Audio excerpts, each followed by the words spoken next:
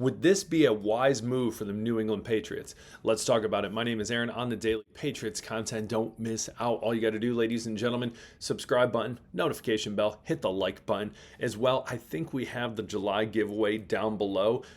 Check it out so you don't miss out. Promo code as well. So, ladies and gentlemen, we know on the defense have been some of the biggest moves for the New England Patriots, whether that's in free agency, in the draft, picking up some defensive players. But the big question is now, is there any other free agent the Patriots can look at and say, hey, there's value added right here.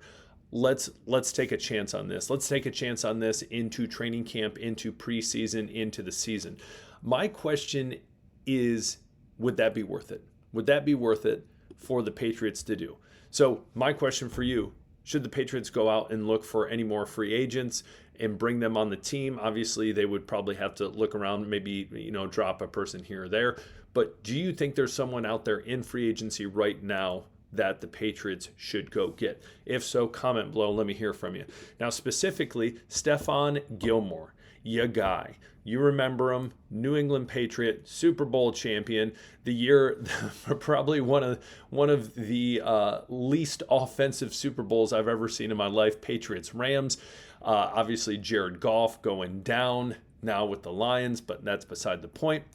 Stephon Gilmore, the question is, as a free agent, is he worth signing? Now, let me lay it out there for you. Right now, you have Christian Gonzalez, second team All-Pro last year, will be a first team All-Pro, Pro Bowler this upcoming year, in my mind. Then you have Carlton Davis III, they picked up, who played for the Lions last year. Now, let me say this, and this is something you always want to preface, is he has not played a full NFL season in his career, whether that was with Tampa Bay, whether that was with the Lions, did not play a full year. Now, obviously, injuries happen, all these stuff, but again, not a full year. So think about that. So the question becomes, Gilmore, worth signing or not? Stephon, is he worth taking on? My rationale is this. Ever since his best years you can look at were his last year in 2016 with the Bills, and then his years with the Patriots. Obviously, in 2019, he got Defensive Player of the Year.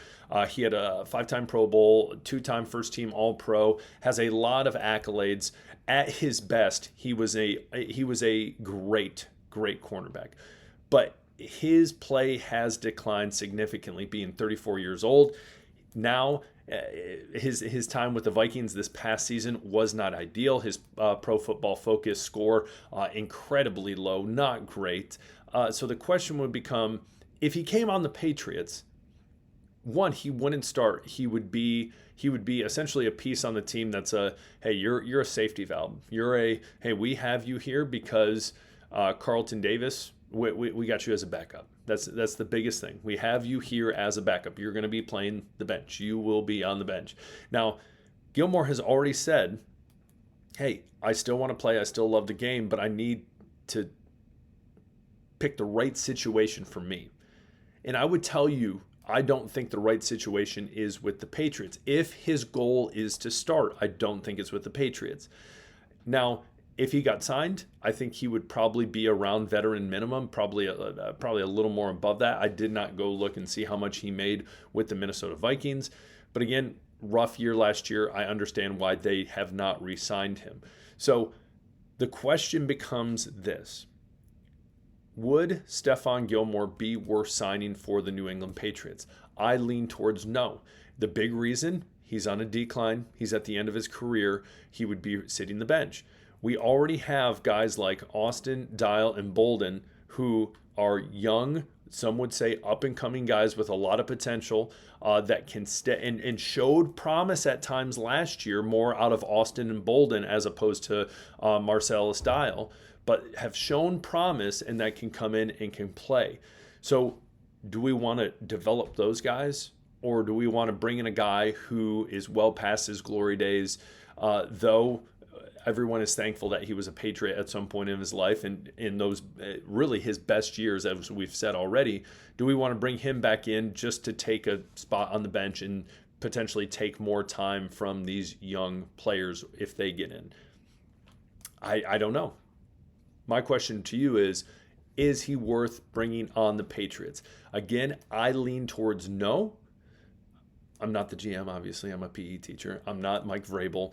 I'm not Terrell Williams. I'm not any of these guys. But again, I lean on let's lean on these young guys, develop them, and hope Stephon Gilmore the best in free agency. I do not think he is worth signing. What do you say? Again, I don't think it's worth it.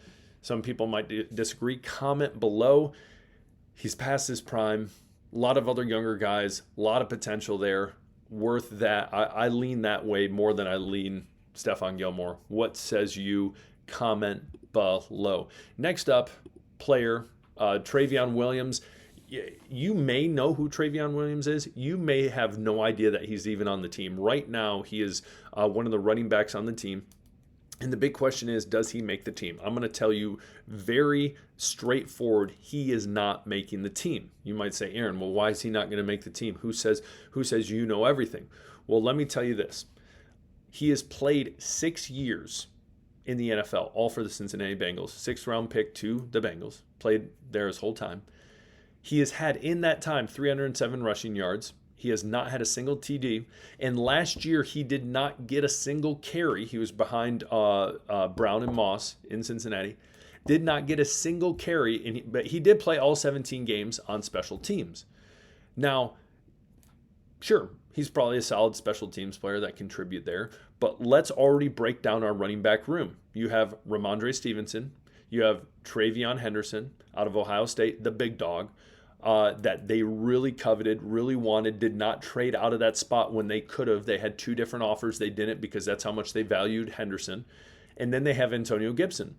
And then in front of Williams, I would put Lan Larison.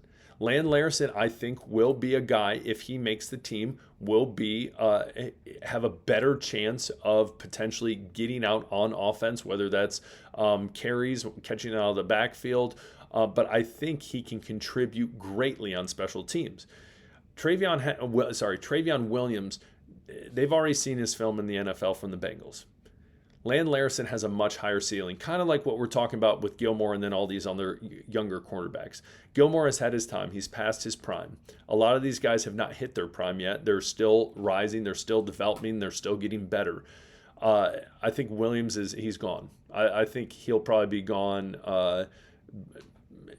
He might make it to the first preseason game. We'll see. But I would be very surprised if he makes the team. I think Lan Larison makes the team before Williams makes the team. And I think, in my opinion, that is a no-brainer.